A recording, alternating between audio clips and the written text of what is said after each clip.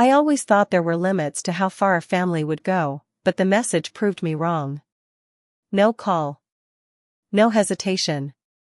Just a short text from my mother that read, "Please don't come.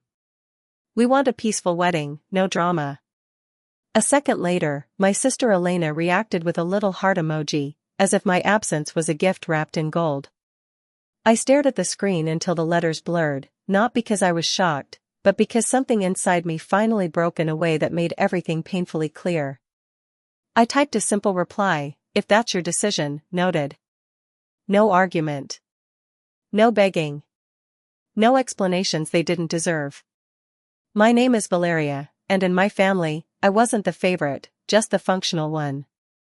I was the daughter they leaned on, the one who handled emergencies, deadlines, invoices, emotions, everything. If there was a mess, I was the broom. If there was a bill, I was the payment method. From the outside, we looked polished. My mother, Liana, had the kind of presence that could direct a room with a single glance. My father, quiet, always stepped aside when tension rose. And Elena, beautiful, adored, and permanently excused. People admired her, indulged her, protected her. Me? They assigned tasks. So when she got engaged, of course they assumed I would organize everything. And I did, because I thought helping meant belonging. I arranged the venue, coordinated vendors, adjusted budgets, monitored schedules, and filled every financial gap without announcing it. I didn't do it because Elena appreciated me, she didn't, but because my mother expected it as if it was my duty. The only person who ever made me feel seen was my grandmother. She would sit in her tiny garden trimming lavender, reminding me softly, "Strength isn't measured by what you carry. It's measured by what you decide to put down." I wish I had listened sooner. In the weeks leading up to the wedding, the pressure tightened like unseen wires.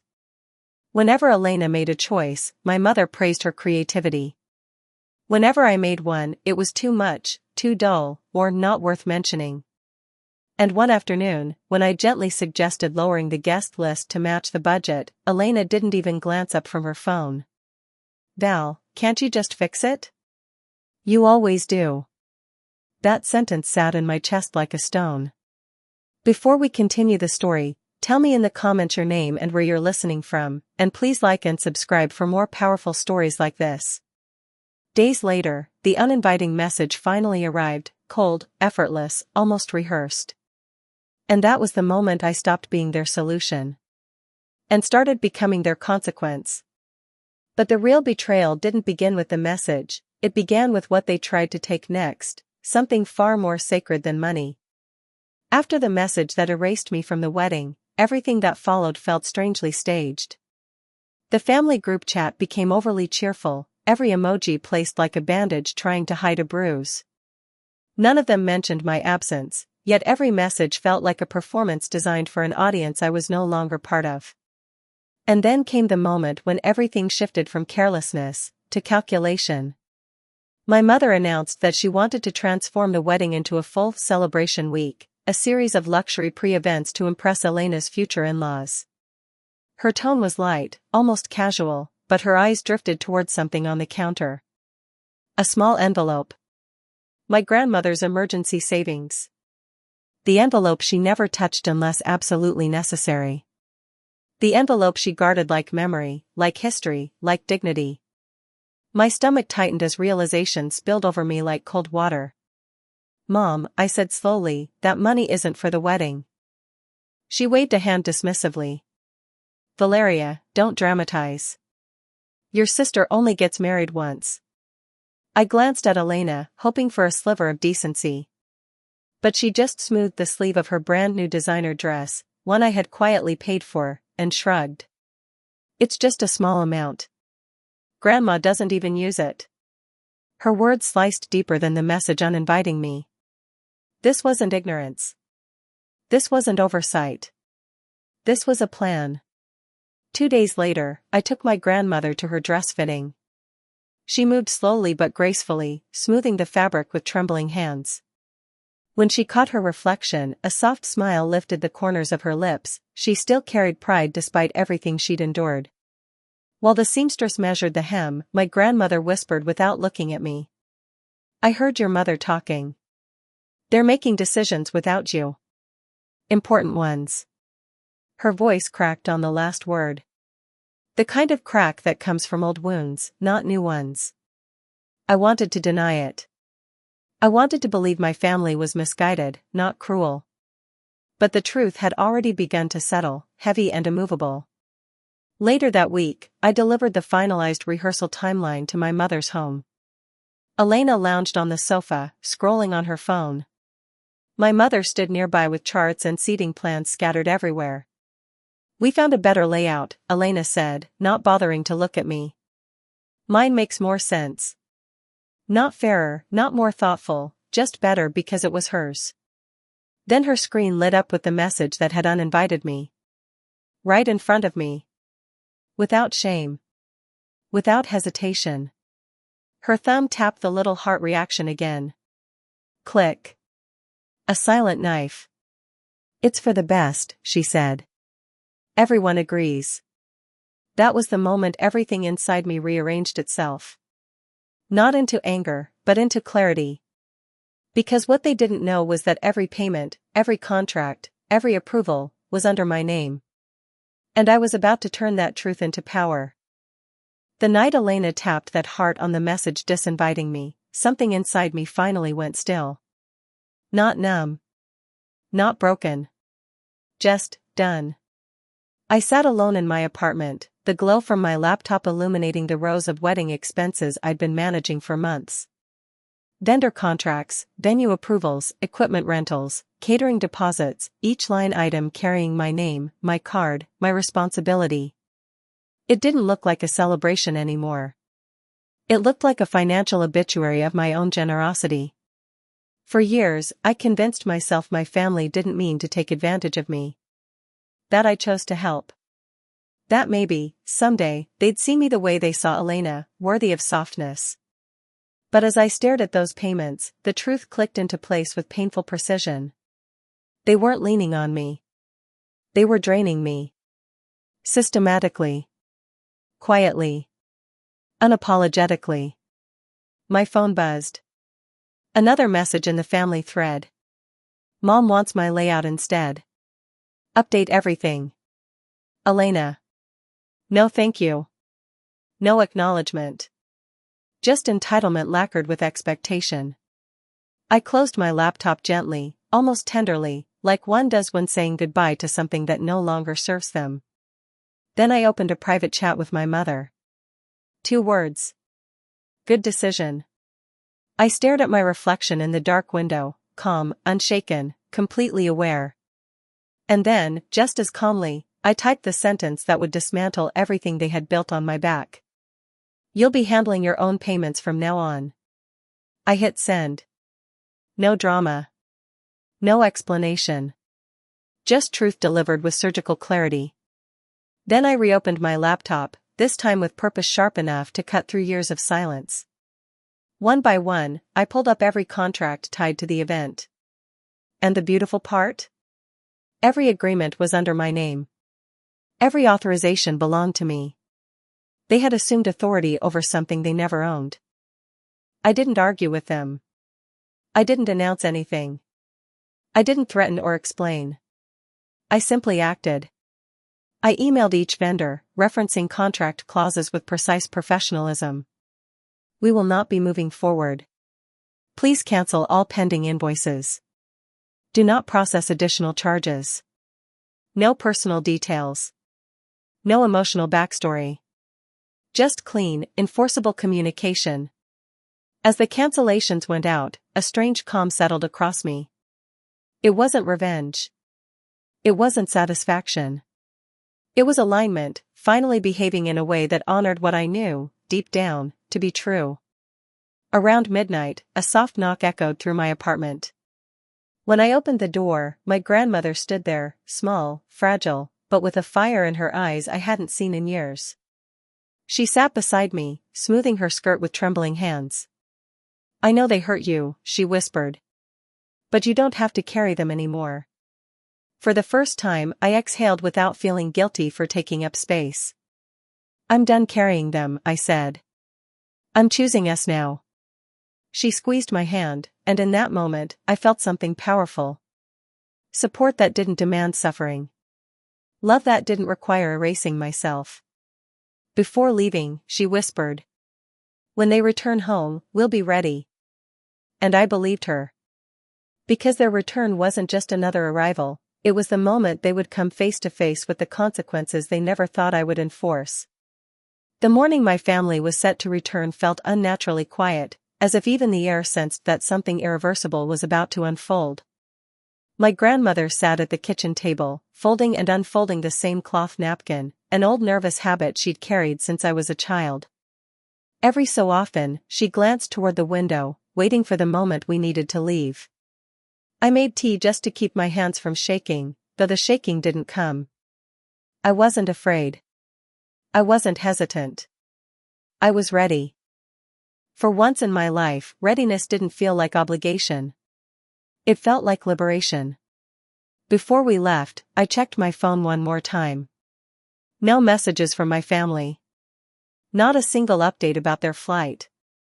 Not a question. Not a thought. To them, my existence began and ended where their convenience started. But today, they would meet a version of me they had never made space for. We arrived at the airport early. My grandmother held my arm, her fingers small and warm but steady. She didn't say much, but she didn't have to. Some presences speak without words. At the arrivals hall, our attorney, Marcus Hale, spotted us and approached with a firm nod. His confidence was the anchor I didn't know I needed. "Everything is prepared," he said, opening a folder with calm precision. "They will likely walk toward you first. Expect confusion. Then denial." I let out a slow breath. "Denial I'm used to." Marcus gave a slight smile. "People who rely on you don't imagine a world where you stop giving." My grandmother squeezed my hand in agreement. Then the sliding doors opened. Passengers spilled out, exhausted, rumpled, dragging suitcases behind them. And then I saw them. My mother, Liana, back straight, expression sharp, returning as if from a royal retreat. Elena, towing an oversized suitcase, already complaining about something to her fiancé, Adrian, who scrolled idly on his phone. For a fraction of a second, an old instinct tugged at me. The instinct to fix. To soften. To shrink. But that version of me was gone, buried under every unappreciated effort, every ignored boundary, every quiet sacrifice. My mother spotted us first. Confusion flickered across her face, quickly replaced by annoyance. "What are you doing here?" she snapped. "We didn't ask you to pick us up. Adrian already arranged a car." "We're not here to pick you up," I said. Elena rolled her eyes. "Then what? Are you here to apologize for ruining the entire wedding week?" Before I could speak, Marcus stepped forward. "Good afternoon. My name is Marcus Hale. I represent Valeria and her grandmother in a matter that requires your immediate attention." The color drained from my mother's face, her lips parting slightly as panic cracked through her practiced composure. "This must be a joke," she said. "No," Marcus replied calmly, offering her an envelope. "This is documentation regarding financial exploitation connected to the wedding preparations, and the attempted use of your mother's savings without consent." Elena's phone slipped slightly in her hand. Everything froze. But the real shock wasn't the accusations, it was the evidence. And once the documents opened, there was no pretending anymore. My mother stared at the envelope in Marcus's hand as if it were something poisonous. Her face tightened, then smoothed, then tightened again, like she was cycling through emotions she didn't know how to contain in public. "We didn't exploit anyone," she insisted, her voice sharp but trembling beneath the surface. "Valeria offered to help. She always does." "That," I said quietly, "is exactly the problem." Elena stepped forward, her expression twisting with a mix of indignation and disbelief. "You're unbelievable," she snapped. "You abandoned everything when we needed you.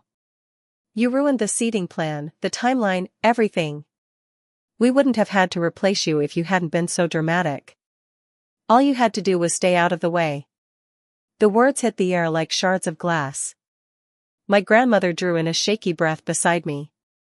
Stay out of the way, she repeated, her voice trembling but strong. You told her she wasn't welcome at a wedding she paid for. You dismissed her like she was an inconvenience, not family. For a moment, Elena faltered. Her bravado slipped, just a crack. Marcus opened the folder and handed my mother the first document. These are copies of the messages you sent regarding the wedding, he explained calmly. Including the message removing Valeria from the guest list. My mother scanned the lines. Her jaw clenched, then released, then clenched again. She looked like a woman reading her own reflection for the first time and not recognizing it. Then Marcus handed an envelope to Elena. And this, he continued, is the report detailing the attempted redirection of your grandmother's emergency savings. Along with Valeria's records proving she has been the only family member who has never withdrawn from that account. Elena snatched the envelope and opened it with a jerk. As her eyes moved across the page, her face drained of color. This isn't how it happened, she muttered. But even she didn't sound convinced. My mother rounded on me. How dare you bring a lawyer into this? This is a private matter. It stopped being private, I replied evenly, when you tried to use Grandma's savings because you ran out of mine. Adrian finally looked up from his phone, his brows knitting. Okay, maybe let's all calm down. My grandmother's voice cut through him like steel. You encouraged Elena to take more. More money, more favors, more things she never earned. Adrian stiffened, but said nothing else. Silence spread across the space, thick, uncomfortable, unstoppable. My father, standing behind them with weary eyes, finally stepped forward. It was the first time he had spoken since they arrived. I'm sorry, Val, he said softly. We should have handled things differently. It wasn't forgiveness. It wasn't healing. But it was an acknowledgement, and that alone was more than he had ever given. My mother's voice cracked as she looked between me and the legal documents. Valeria, please. Tell us what you want. It was the question they should have asked years ago. I took a breath that felt like reclaiming an entire lifetime. I want my freedom, I said. And my boundaries. And my grandmother protected. The rest? That's yours to face. Their expressions collapsed all at once, shock, fear, regret, but not change. Not yet. Because the next steps weren't about confrontation, they were about consequences. And consequences don't disappear just because a family finally gets scared. Marcus closed the folder with a quiet snap that echoed louder than any shouting could have. You will need to respond to these notices within the stated timeframe, he said, his tone professional but unshakable. Until then, you are legally restricted from accessing your mother's account in any capacity. My mother swallowed hard, the muscles in her jaw twitching. She opened the envelope again, reading the first page more carefully this time. Her eyes widened, panic slowly overtaking indignation. This could get us into serious trouble, she whispered. It already has, my grandmother said, her voice steady with a strength sharpened by years of being overlooked. My mother turned toward her, desperation creeping into every word. We didn't mean anything by it. We just needed help. No, Grandma interrupted softly. You needed an endless supply of Valeria. And you assumed she would never run dry. Elena wiped under her eyes, smearing her eyeliner. She looked at me with a mixture of anger and disbelief, as though she still couldn't comprehend that her decisions carried consequences. So you're punishing us? She whispered. I'm protecting myself, I said. There's a difference. A silence fell between us. Not peaceful, heavy. A silence built from years of unspoken resentment, years of me shrinking so they could expand. My father stepped forward again, his shoulders slumped. I'm sorry, he repeated. I should have stepped in sooner. I nodded, not out of forgiveness, but acknowledgement. He was trying, in the only way he knew how. Marcus lifted another document. You are also prohibited from contacting the vendors to reinstate any contracts, he said. All agreements were under Valeria's name. She has complete authority, and she has chosen to dissolve the arrangements. Elena gasped. The venue too? Yes, Marcus confirmed. Everything. Her shoulders sagged, the sparkle of self-assurance draining from her completely. For the first time, she looked small, not delicate like my mother always claimed, but fragile in a way she had never allowed herself to appear. What are we supposed to do now? My mother demanded, voice cracking. The wedding is ruined. I exhaled slowly. Figure it out, I said quietly. The same way you expected me to. Without me. My grandmother slipped her hand into mine, grounding me with the kind of touch that carried truth instead of expectation. Marcus closed the final folder. If there are no further questions, we're finished here. We turned to leave, walking toward the terminal's exit. Behind us, I heard my mother call my name again, once, then twice, her voice thin and disoriented. I didn't look back.